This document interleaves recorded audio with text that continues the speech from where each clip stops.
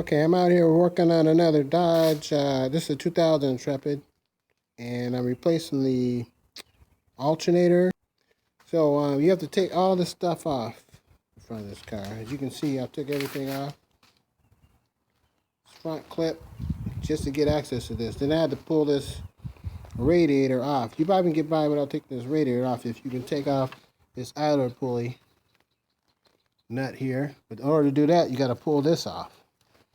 And this is in the way, so it creates a lot more crap. So you might as well just pull the whole radiator off. And then you can get to this. Because you're going to need all of them you can get to this.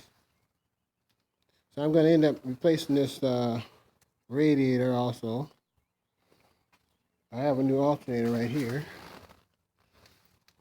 Fan trowel, they're cheap too. I don't think I'm going to replace it though. I'm just going to replace all the hoses.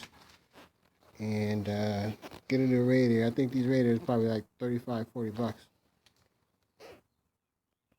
That's where I'm at. So you can see when you get this out, finally, you need all the room you can get. I even lifted the car up. I'll show you.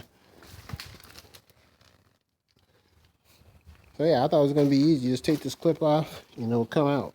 No dice. You have to beat that off. Do all kind of stuff. Yeah, man. That's why they charge all this money to do it at the shop. And they got all the tools. All I got is a little. I don't even have all the tools to do it right. But, so it takes longer. You got to take all this crap off. Remember where all the hoses go. You got an engine oil cooler on this thing. AC condenser and radiator.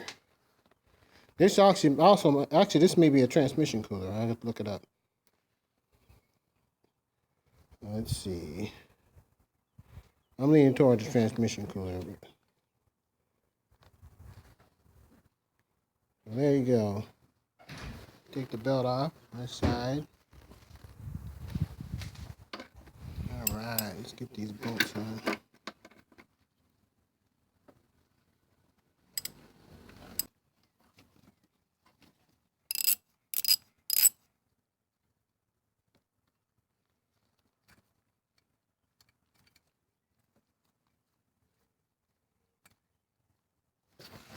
Yeah, we got it back in here.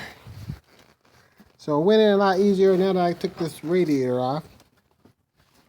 One screw in there. You set it in there. Get it over that little brace. And that's it. There. Then you got to go under and connect the two wires. You have, here's one of them.